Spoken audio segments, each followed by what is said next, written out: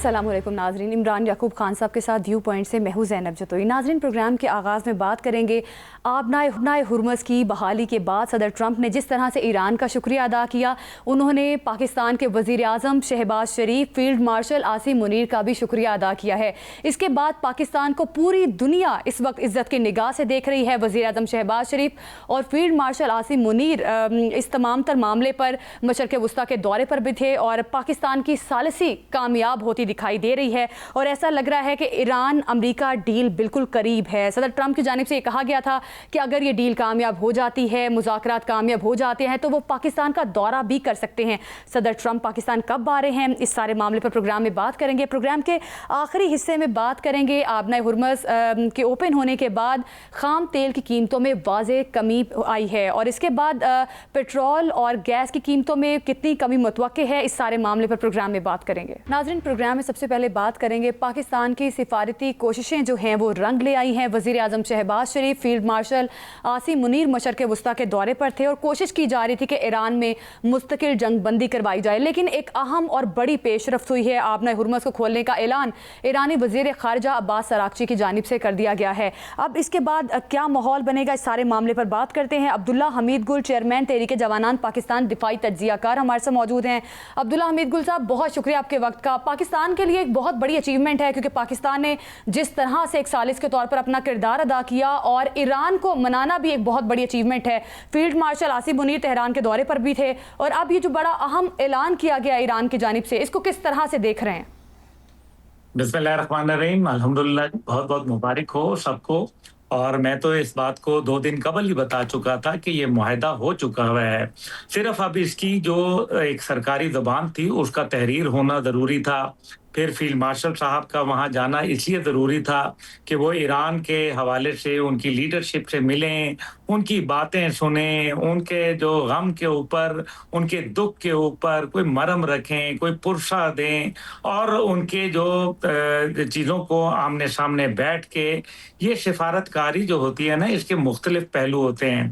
पहला ये होता है कि आप फ़ोन करते हैं, पहले दर्जे में फ़ोन करते हैं, आप ख़त लिखते हैं, दूसरे में आप अपना वज़ीर ख़ारिजा भेजते हैं और आप उनके साथ कोई ना कोई बड़े लेवल पे एंगेजमेंट करते हैं।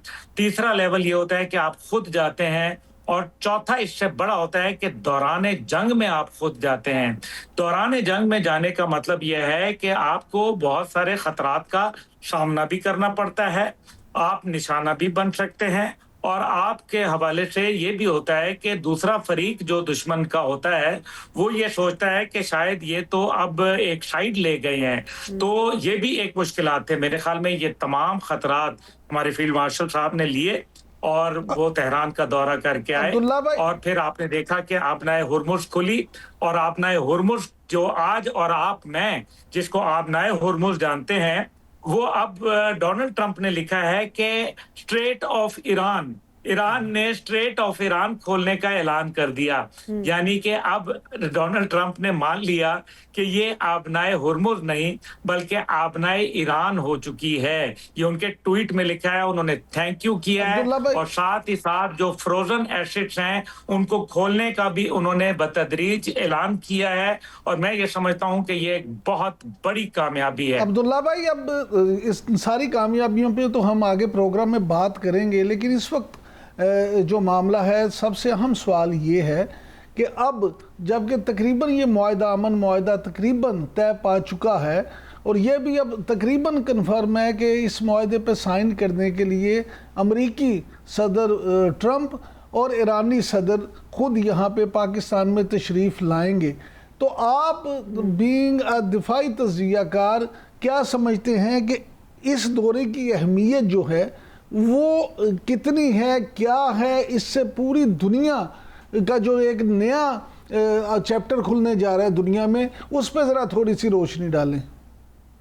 देखिए, मेरे समझने ना समझने से इसकी अहमियत क्या कम हो जाएगी? दुनिया को मालूम है इसकी अहमियत है, दुनिया पूरी इसके ऊपर आंखें लगाए बैठी थी। आप देखें तेल की कीमतों में इस टाइम पे 8% सिर्फ ये खबर सुनने के बाद 8% की कमी आई है। ये क्या कम कमी है? आपका जो ईरान है वो तकरीबन $90 बिलियन का ट्रेड यूएई के साथ कर रहा था। अब इंशाल्लाह आप तैयारी करें, ये पाकिस्तान के साथ होगा। आपकी मुआशी मसाइल इंशाल्लाह हल होंगे, आपकी जो मुश्किलात हैं वो इंशाल्लाह हल होंगी। और सबसे बढ़कर बात यह है कि सारे सिलसिले के अंदर मैं ये समझता हूं कि आने वाले वक्तों के अंदर अगर आप गौर करें तो आपको ये पता चलेगा कि जो अब इस्लामाबाद के अंदर एक नई अलाइनमेंट होगी, एक नया वर्ल्ड ऑर्डर लिखा जा रहा है। और आप इसमें देखेंगे कि इसमें दीगर इस्लामी ममालिक जिधर अभी वजीर आजम साहब गए हैं, मैं उम्मीद कर रहा हूं कि उनके भी वफूद पाकिस्तान जरूर तशरीफ लाएंगे इस खुशी के मौके पर। ऑलरेडी इस टाइम पे इजाजत इनके वफूद पाकिस्तान भी आएंगे और खुशी का इजहार भी हर तरफ किया जा रहा है। कितना मुश्किल आपको नजर आता है कि ईरान को मनाना कितना मुश्किल था, क्योंकि ईरान की जानिब से ये भी कहा जा रहा था कि मुस्तकिल तौर पर आपना हुर्मुज़ को बंद किए रखा जाएगा, फिर यही कहा जा रहा कि टोल जो है वो लगाया जाएगा जो भी जहाज यहाँ से गुजरेंगे। और अब ये स्टेटमेंट आना अब्बास अरागची साहब की जानिब से कि आपको क्या लगता है कितना मुश्किल होगा ईरान को मनाना? और अभी जो यूरेनियम इनरिचमेंट के हवाले से बात की जा रही है उस पर और न्यूक्लियर डील के हवाले से आपको कितने इम्कानात नजर आते हैं कि उस पर भी ईरान मान जाएगा?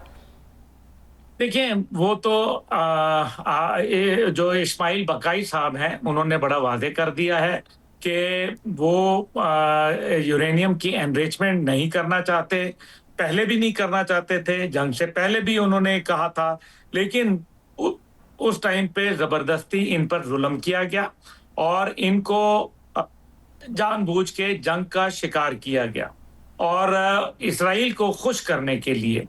लेकिन अमेरिका ने कैलकुलेट नहीं किया, अमेरिका को अंदाजा नहीं था कि ये जंग उनके गले पड़ जाएगी और वो गले पड़ गई। नतीजा ये निकला कि सारे सिलसिले के अंदर मैं ये समझता हूँ कि इस टाइम पे ईरान को मनाना बहुत मुश्किल काम था, लेकिन पाकिस्तान ने उनके साथ दिया, उनकी शराइत कबूल हुई और अमेरिका को ये समझाया कि आप ये शराइत कबूल करनी पड़ेंगी, ये जायज़ हैं, ये कवानीन और कायदे के मुताबिक हैं।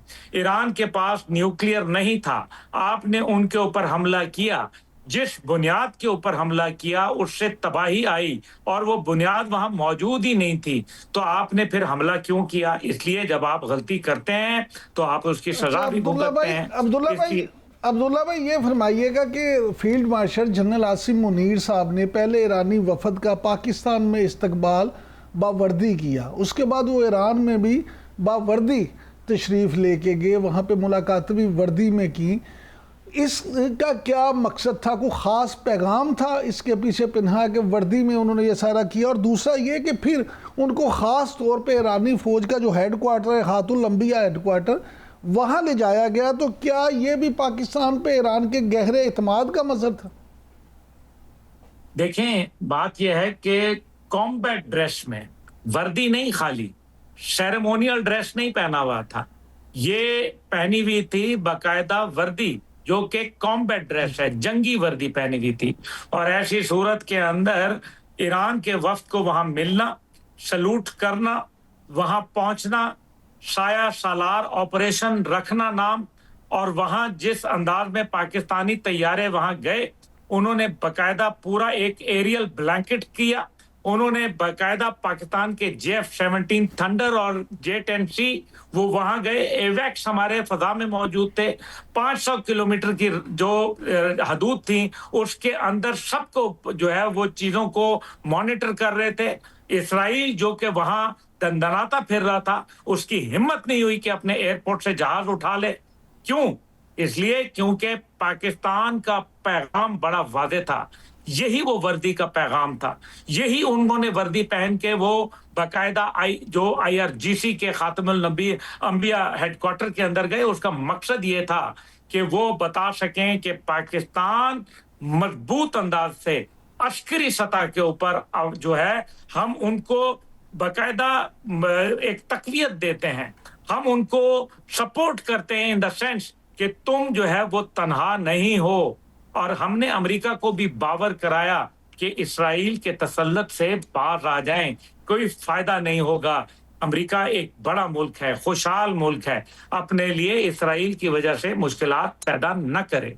वज़ीर आज़म मियां शहबाज शरीफ ने जो हालिया दौरा सऊदी अरब किया, उसमें हिज हाइनेस वली अहद मोहम्मद बिन सलमान साहब से उनकी मुलाकात, और वो वीडियो में आपने देखा है उनकी जो बॉडी लैंग्वेज थी, फिर इसी तरह से कतर में, तुर्किया में। तो आप क्या समझते हैं, ये भी वैसे तो खबरें ये भी हैं कि इस मुआहदे के मौके पे हो सकता है कि मोहम्मद बिन सलमान साहब भी पाकिस्तान तशरीफ़ लाएं और भी डिग्निटीज़ के बारे में कहा जा रहा है। तो आप क्या समझते हैं कि अब क्या मिडिल ईस्ट, हमारे जो भाई हैं, ये अमेरिका पे जो तकिया करते थे सिक्योरिटी का, क्या अब वो पाकिस्तान पे जो उनका एतमाद है वो बढ़ेगा, और पाकिस्तान की जो डिफेंस इंडस्ट्री है उसको इससे कितना फ़ायदा पहुंचेगा? देखें, पाकिस्तान के ऊपर एतमाद तो कायम हो चुका। सऊदी अरब ने पाकिस्तान के साथ दिफाई स्ट्रेटेजिक शराकत दारी कर ली, पर्पल कारपेट वेलकम दिया था माजी में वजीर आजम को, और अब फिर दिया गया। कतर, तुर्किया के अंदर, मैं ये पहले ही 2 दिन पहले जो मेरी वीडियो आई बड़ी वायरल है, उसके अंदर मैंने यही गुजारिश की थी कि ये मुआहदा भी हो गया है और दीगर ममालिक के, इस्लामी ममालिक के लोग भी पाकिस्तान तशरीफ लाएंगे, ताकि पाकिस्तान ईरान के हवाले से जो दूरियां उनके दरमियान में इख्तियार हो चुकी हैं जंग की वजह से, जो भी वजूहात थी, लेकिन उन दूरियों को पाटने के लिए पाकिस्तान ये एक अच्छा मौका है।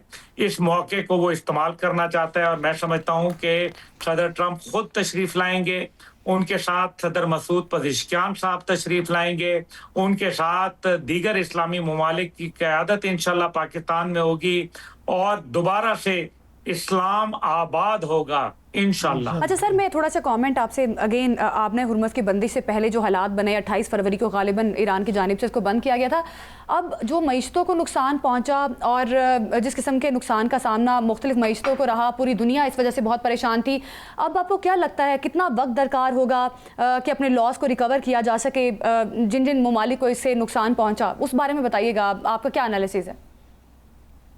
ये एक बहुत मुश्किल सवाल है। उसकी वजह यह है कि इस जंग के खद्दो खाल अभी तक आप महसूस कर रहे हैं। ये खत्म नहीं हुआ। ये जो मुआशी जंग है, तीसरी आलमी मुआशी जंग, ये खत्म नहीं हुई।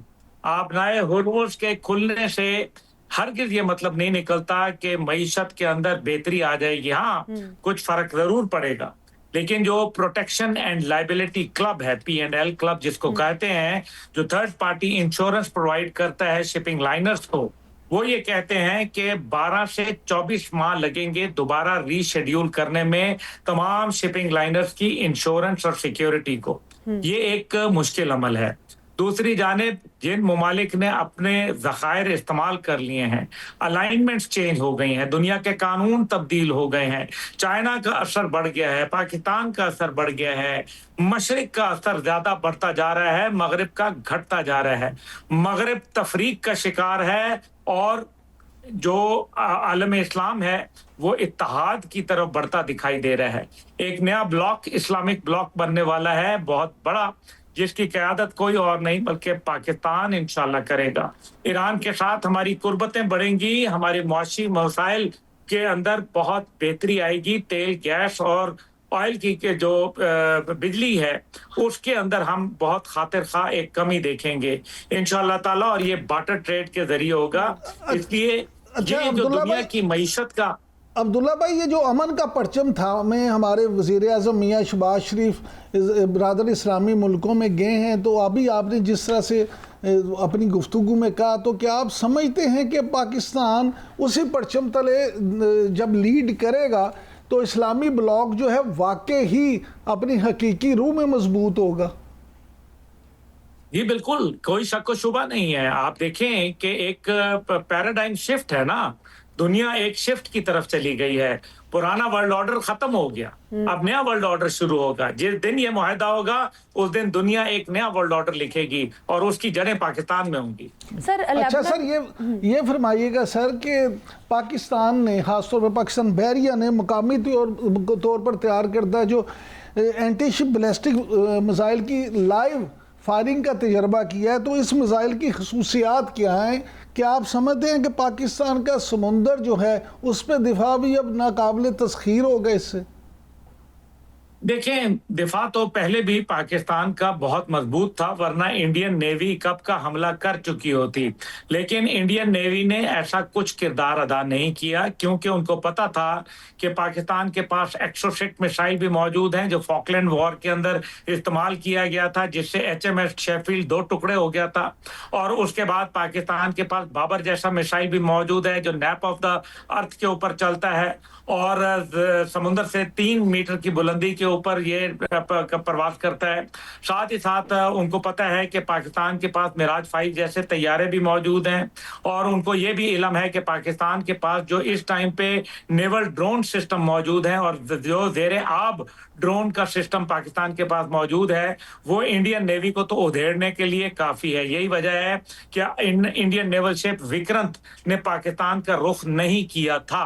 अब इस सारे मामले को अगर ये देख लें तो हमें ये अंदाजा होता है कि पाकिस्तान का नेवी का किरदार अब जो आबनाए ईरान है, जिसको हुर्मुज का नाम पुराना था और डोनाल्ड ट्रंप ने आबनाए ईरान नाम कर दिया, तो उससे ये नजर आता है कि पाकिस्तान का एक बहुत बड़ा किरदार आ रहा है। पाकिस्तान ईरान की नेवी को बिल्ड करने के लिए भी एक कलीदी किरदार अदा करेगा, और मेरे ख्याल में आपके पास इतना काम आने वाला है जिसका आप अंदाजा नहीं कर सकते। और नॉर्थ अरेबियन सी के अंदर पाकिस्तान का एक बहुत बड़ा किरदार नेवी का मैं देख रहा हूं। जिस तरह से एयरफोर्स का किरदार खुल के सामने आया, अब इंशाल्लाह ताला नेवी का भी किरदार आपके सामने होगा। सर, अभी आपने जिस तरह से बात की कुछ देर पहले कि वर्ल्ड ऑर्डर जो है वो तब्दील हो चुका है, मेरा ख्याल है पूरी दुनिया देख चुकी है कि अब जो सूरत हाल बन चुकी है।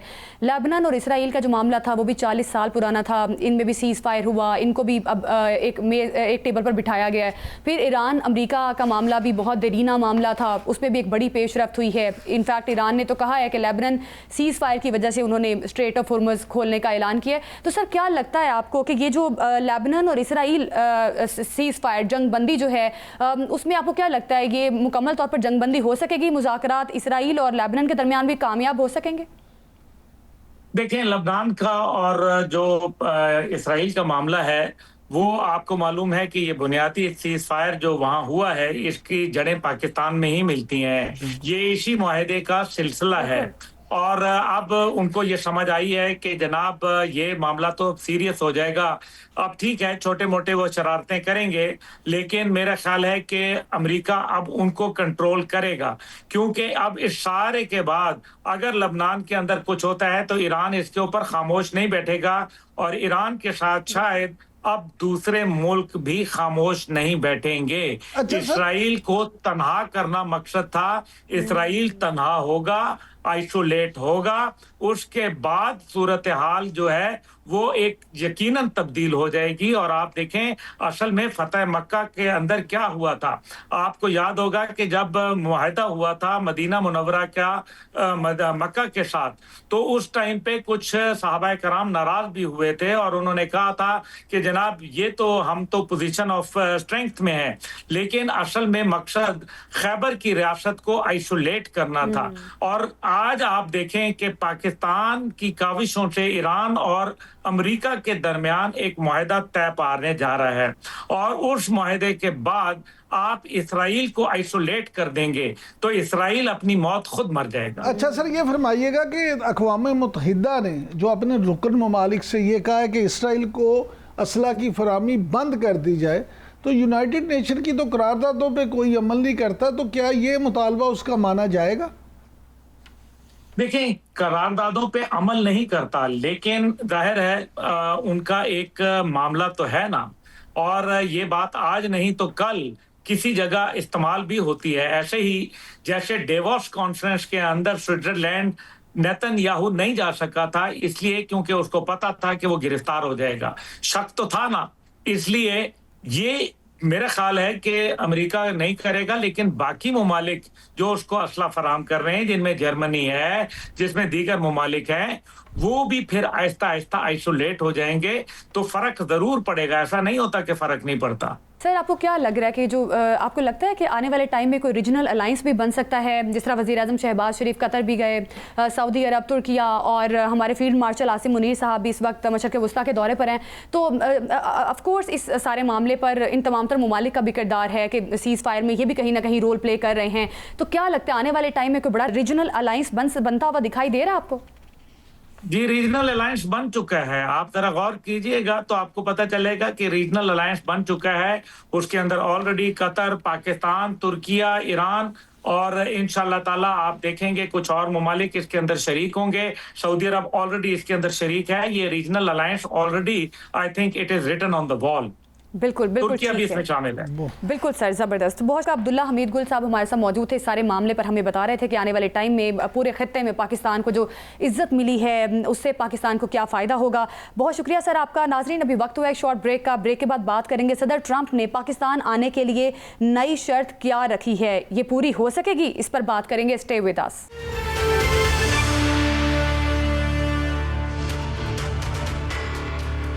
Welcome back. सदर ट्रंप ने आबनाए हुर्मुज़ खोलने पर ईरान का शुक्रिया अदा किया, साथ ही साथ पाकिस्तान के किरदार को भी सराहा है। सदर ट्रंप की जानिब से ये कहा जा रहा है कि अगर ये डील हो गई तो वो पाकिस्तान ज़रूर आएंगे। कितने इम्कानात हैं उनके पाकिस्तान आने के, इस सारे मामले पर बात करते हैं। साजिद तारर, बानी अमेरिकन मुस्लिम्स फॉर ट्रंप, हमारे साथ मौजूद हैं। साजिद तारर साहब, बहुत शुक्रिया आपके वक्त का।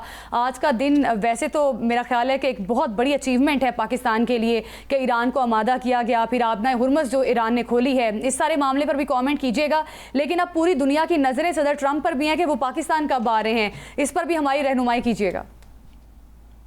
सबसे पहले तो मैं इस पे बताना ये चाहूंगा कि इन हालात में हमारे फील्ड मार्शल साहब का तेहरान जाना, जो कि इस वक्त हालत जंग में था, एक तो इस वक्त सारी दुनिया उसको सहरा रही है कि इतने खतरनाक माहौल में जाना वहां पे, मैं समझता हूं कि बड़ी दिलेरी और बड़े दिल गुर्दे की बात है ये। और दूसरा, मैंने आज से तकरीबन 4-5 दिन पहले भी कहा था कि रिपब्लिकन जो सर्कल है, जो डोनाल्ड ट्रंप साहब के खास साथी हैं, वो मुसलसल मशवरा दे रहे थे कि this is the deal of the century और इसको आप प्लीज इसको ग्लोरीफाई करें, इसको मिड टर्म इलेक्शंस के लिए इस्तेमाल करें। और देखें, ना सिर्फ प्रेसिडेंट ट्रंप प्रोग्राम बना रहे हैं, पाकिस्तान के 10 से ज्यादा मुमालिक के सदूर वज़ीर आज़म और जो दूसरे फरमा रवा है वो आ रहे हैं। और मैं समझता हूं कि इस रीजन में प्रॉस्पेरिटी आएगी। बिलखसूस मेरा वतन अजीज जो है इससे मुस्तफीद होगा। आपको सस्ता पेट्रोल मिलेगा, आपकी जो गैस लाइन की पाइप रुकी है वो आएगी यहाँ पे। हमारे हुनरमंद जो है वो ईरान जाएंगे, माजी में भी जाते रहे हैं। और आप देखेंगे कि जितना क्रूड ऑयल या तेल उनके पास मौजूद है, वो ईरानी 6000 पुरानी उनकी सकाफत है, बहुत टैलेंट मौजूद है। आप देखेंगे कि आने वाले 5 से 10 साल तक वो इस रीजन को लीड करेंगे फाइनेंशियली। आपको पता होना चाहिए कि 1970s में शाह ईरान के दौर में भी ईरान की सूरत हाल बिल्कुल आज के ईरान से ऑयल क्राइसिस था 1970 में भी बहुत। अच्छा चौधरी साहब ये फरमाइएगा कि प्रेसिडेंट ट्रंप के दौरा पाकिस्तान के हवाले से ये खबरें थी कि प्रेसिडेंट ट्रंप की कुछ शराइत हैं जो अब आहिस्ता आहिस्ता पूरी हो गई हैं। कोई शर्त ऐसी तो नहीं कि जो अभी रह गई हो? मेरे ख्याल में काफी हद तक, मुझे अभी याद है इमरान साहब कि मैंने आपके प्रोग्राम में शायद कहा था कि 15 में से 14 के करीब जो है या 13 के करीब शर्तें जो है वो तय हो चुकी है। आबनाए हरमूस रह चुका था और यूरेनियम एनरिचमेंट का मसला था। लेकिन मेरे ख्याल में आपकी सियासी और अस्करी जो क़यादत है, माशाल्लाह, उसने भी भरपूर उसमें मीडिएटर का जो फर्ज अदा किया, वो सारी की सारी तय हो चुकी है। बल्कि आपने देखा होगा ना सिर्फ प्रेसिडेंट ट्रंप बल्कि उन्होंने कई दफा स्टेटमेंट दी है कि आए आप मिलकर दोबारा ईरान को बिल्ड करें। और आपने देखा होगा हमारे वाइस प्रेसिडेंट जेडी वैंस ने भी ये स्टेटमेंटें दी हैं। तो मैं समझता हूँ इस रीजन पूरे के लिए एक तारीख साज वाकया है। सर, जब जेडी वैंस पाकिस्तान आए तो जी सर, लेकिन चौधरी साहब ये फरमाइएगा कि आप क्या समझते हैं कि जितना प्रेसिडेंट ट्रंप इस वक्त पाकिस्तानी वजीर आज़म और फील्ड मार्शल से खुश नज़र आते हैं और जिस तरह से वो बरमला इसका बार बार इजहार भी करते हैं, तो आप क्या समझते हैं कि पाकिस्तान को मुस्तकबिल में इससे क्या फ़ायदा होगा? क्या पाकिस्तान की इकोनॉमी को भी इससे फ़ायदा होगा? देखिए, उसका पहला फायदा तो मैं आपको अभी बता देना चाहता हूं। हमारे वजीर खारजा औरंगजेब साहब अभी रिसेंट वॉशिंगटन डीसी के दौरे पे थे और वो सेक्रेटरी ऑफ कॉमर्स से मिलकर चीजें तय कर रहे थे, नंबर 1। दूसरा, मैं समझता हूं कि इस दौर से, इस डील के बाद आपके जिस तरह हमारे फील्ड मार्शल साहब डिफेंस को एक प्रोजेक्ट लेके बाहर निकले हैं अमेरिका की मर्जी से, आप गल्फ के कंट्रीज के साथ डिफेंस एग्रीमेंट्स मजीद साइन करेंगे, मुआहदे साइन करेंगे। आपकी प्रोडक्ट जो है डिफेंस प्रोडक्ट थंडर तैयारा आपका बांग्लादेश से युगांडा तक बिकेगा। फिर हमारी पाक अफवाज जो कि बैटल हार्डन है, ये जाके दूसरे ममालिक की अफवाज को ना सिर्फ ट्रेन करेंगे बल्कि आप असला भी मजीद बेचेंगे इसमें। और फिर उसके बाद आपने देखा होगा कि आबनाए हरमूज के इस दौर में आपकी कराची की बंदरगाह, आपकी कराची की पोर्ट जो एज ए सब्स्टिट्यूट इस्तेमाल होती रही है। आप देखेंगे कराची सी पोर्ट जो है वहां पे ट्रैफिक मजीद बढ़ेगी। और फिर दूसरा उसमें मैं ये देख रहा हूं कि पाकिस्तान गल्फ कंट्रीज के अंदर अमेरिका की मर्जी से, डोनाल्ड ट्रंप साहब की मर्जी से आप देखेंगे कि एक की रोल अदा करेगा। और दोहा के बाद अब इस्लामाबाद में फ्यूचर के अंदर डीलें हुआ करेंगी। आपने जो रोल अदा किया है पूरी दुनिया देख रही है, बिलखसूस 10 ममालिक के सदूर का आना। और फिर इस तरीके से आप देखें कि किस तरह, मैं समझता हूं हैरान, this is a miracle Imran साहब, कि हमारे सियासी और अस्करी, एक बंदा सऊदी अरेबिया में, दूसरा ईरान से बातें कर रहा है, तीसरा चाइना जा रहा है, वज़ीर खारजा की मीटिंग्स हो रही है, किस तरीके से रैपिड तरीके से। मैं कहता हूं शहबाज शरीफ साहब का जो नाम था स्पीड, शहबाज शरीफ स्पीड, उन्होंने उसी स्पीड के साथ काम किया है अमन की तरफ।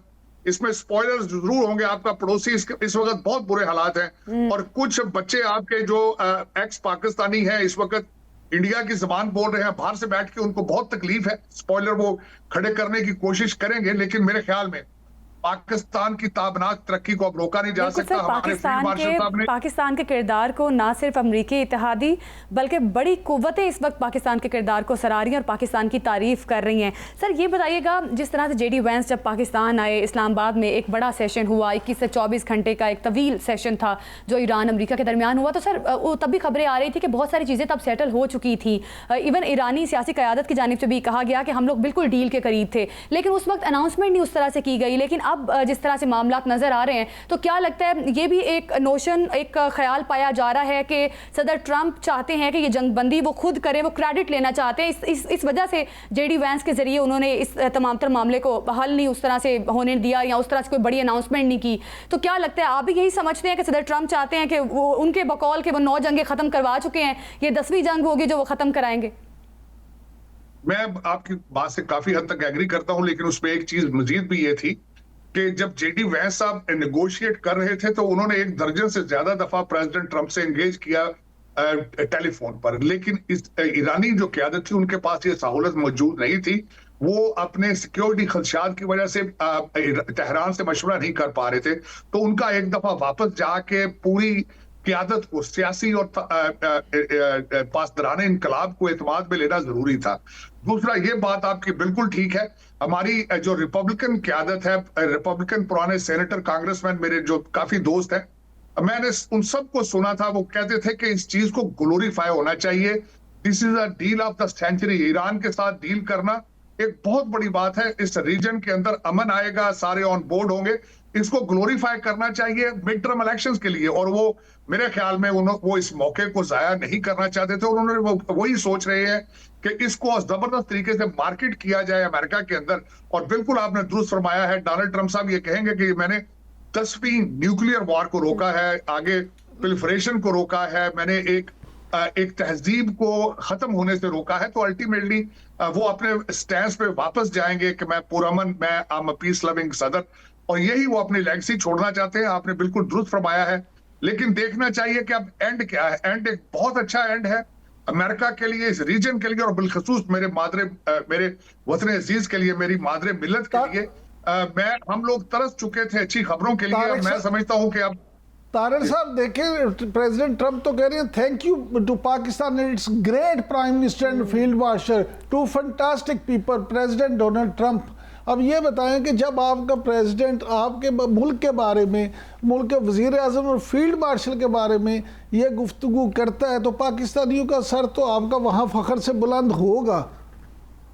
एब्सोल्युटली, मैं समझता हूँ इमरान साहब, हमारे ग्रीन पासपोर्ट की वैल्यू बढ़ चुकी है। एयरपोर्टों के ऊपर आप देखेंगे कि फ्यूचर में लोग इसका रिस्पॉन्ड देंगे।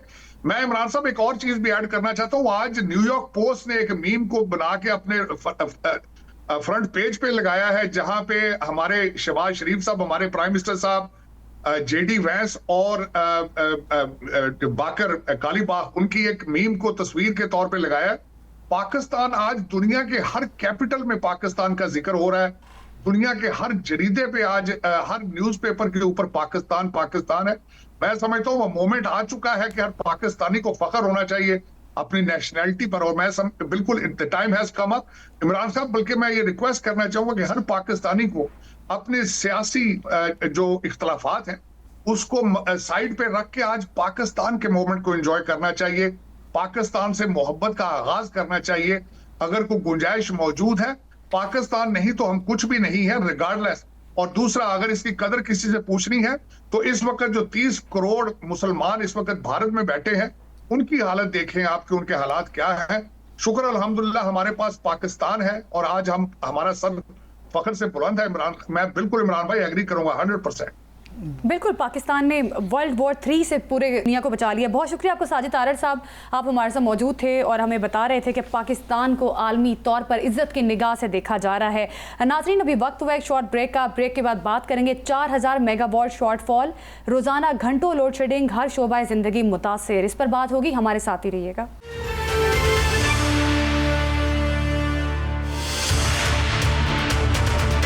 Welcome back. नाजरीन, आबनाए हुर्मस की बहाली के बाद हमने देखा कि ब्रेंट तेल की कीमतों में काफ़ी हद तक कमी वाक़ हुई है और पूरी दुनिया में ग्लोबली जो ऑयल प्राइसेस इंक्रीज़ हुई थी उसके बाद अब इसमें क्या बड़ी पेशरफ्त होने जा रही है, इस सारे मामले पर बात करते हैं। अरशद अब्बासी, एनर्जी एक्सपर्ट, हमारे साथ मौजूद हैं। अरशद अब्बासी साहब, बहुत शुक्रिया आपके वक्त का।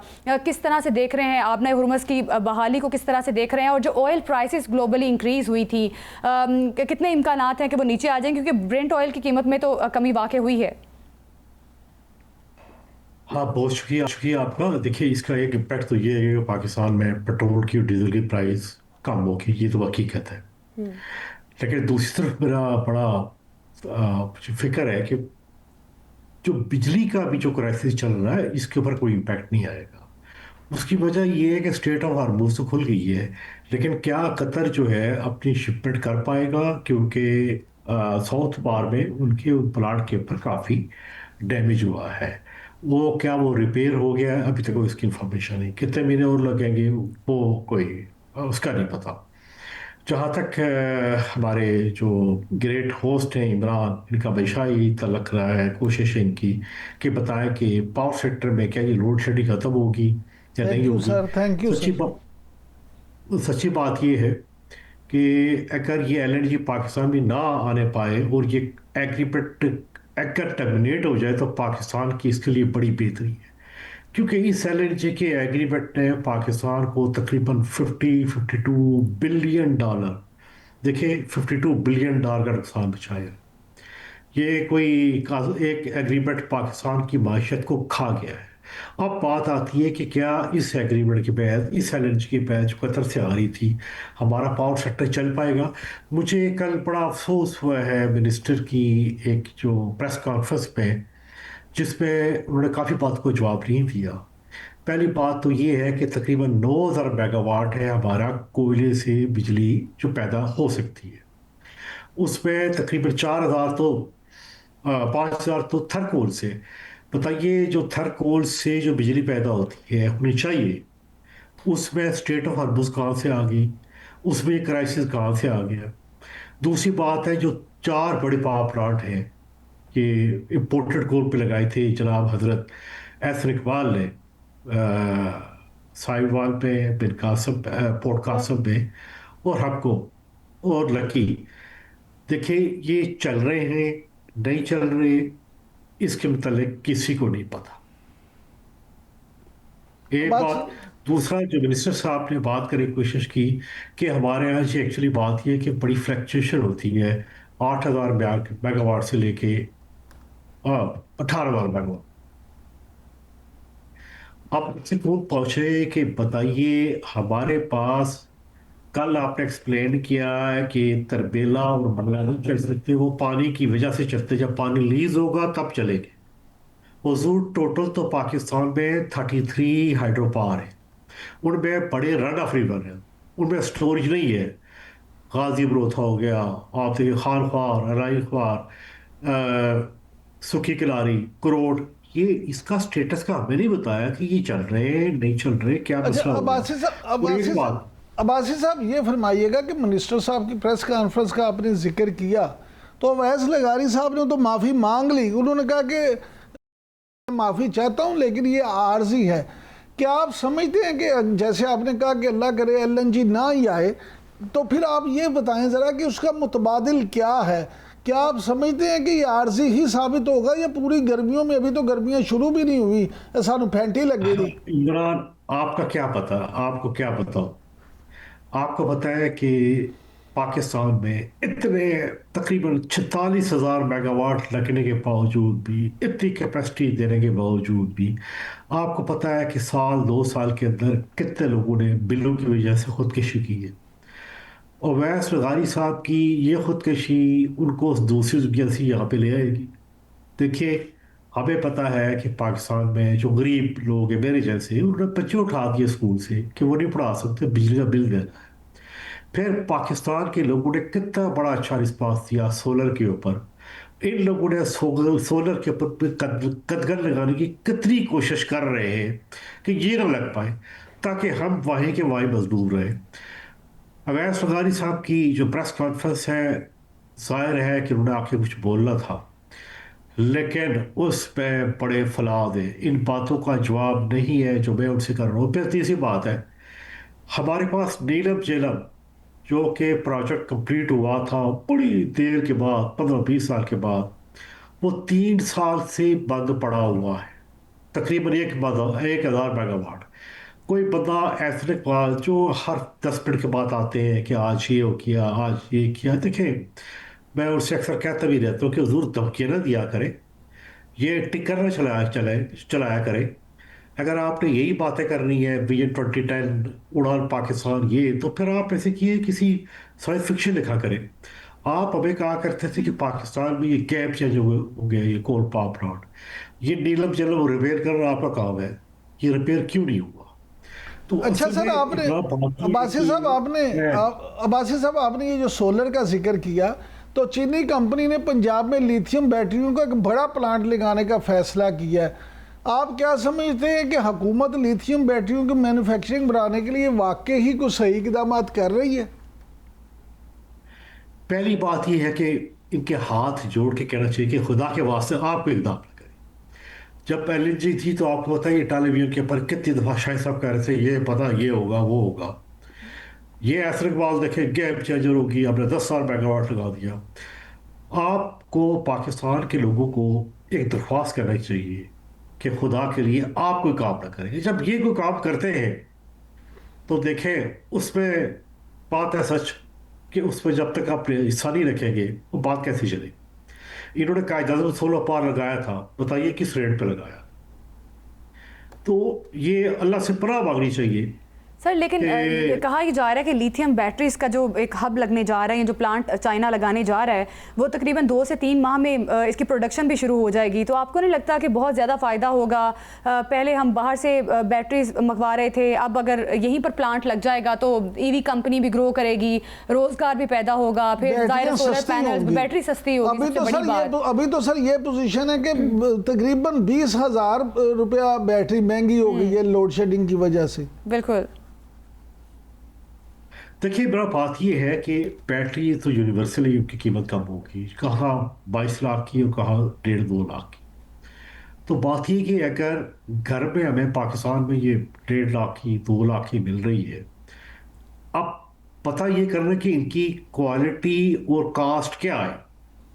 यानी जिसको एहसन इकबाल साहब लगवाएंगे बैटरीज को, इनकी प्लानिंग होगी, तो मैं यकीन करें कि हाथ जोड़ के हमारे सीनियर हैं यूनिवर्सिटी में पनाह मांगेंगे कि हुजूर आपने काम नहीं कर। सर वो एहसन इकबाल साहब नहीं, सर वो एहसन इकबाल साहब नहीं, वो तो मरियम नवाज साहबा लिखवा रही है, वो तो पंजाब में लग रहा है। देखिए, अगर तो पंजाब में लग रही हैं और मरियम नवाज इनिशिएटिव ले रही है, तो 2 बातों का आपको ध्यान रखना पड़ेगा।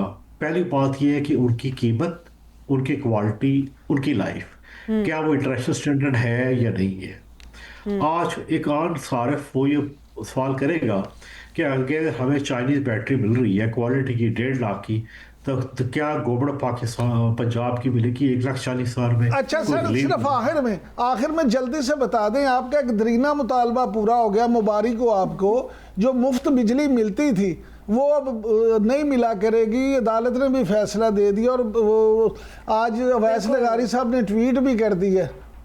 सरकारी मुलाजमिन को मिलती थी, कुछ यूनिट्स मिलते थे। देखिए, ये इसका बड़ा क्रेडिट ले रहे हैं कि हमने ज़िंदगी में ये काम लिया है। असल काम इमरान करने का ये है कि ये जो सर्कुलेट अभी भी 3600 बिलियन खड़ा हुआ है, ये कैसे हुआ? एक दूसरी बात है, अभी जो कोयले के पावर प्लांट, मुझे नहीं पता, आपको नहीं पता, ये चल रहे हैं नहीं चल रहे, लोड शेडिंग तो हो रही है, इस पे हम कैपेसिटी पेमेंट कितनी देंगे? अगर एक काम कर ले कि ये वादा करें फैसल मस्जिद के मेहराब में जाके कि आइंदा से हम कोई ऐसा काम नहीं करेंगे, वो चीज़ नहीं खाएंगे जो इस्लाम में हराम है, तो बड़ा उस तरह मैं यकीन कर, मैं और आप जो है अब पटाखे बजाएंगे, अब बाहर आएंगे, ये आज काम हो गया। ठीक ठीक, बहुत शुक्रिया आपका अरशद अब्बासी साहब, आप हमारे साथ मौजूद थे और हमें बता रहे थे कि उनको क्या बड़े फैसले करने चाहिए। आबनाए हुर्मुज़ की बहाली के बाद अब मईशतें जो क्रैश करती हुई दिखाई दे रही थी, अब संभलती हुई दिखाई दे रही हैं, और पाकिस्तान जो कि सालिस का किरदार भी अदा करता रहा है इस सारे मामले में और कर रहा है, इसके बाद पाकिस्तान की मईशत को इसका क्या फ़ायदा होगा? जो बड़ी पेशरफ्त भी हो रही हैं, चाइना हब भी लगाने जा रहा है, बिजली की कीमतें कितनी कम होंगी और पेट्रोलियम मसनूआत में मज़ीद कितनी कमी वाक़ई होगी, ये बड़ा अहम मामला है। इसी के साथ प्रोग्राम से दीजिए हमें इजाज़त। अल्लाह हाफ़िज़।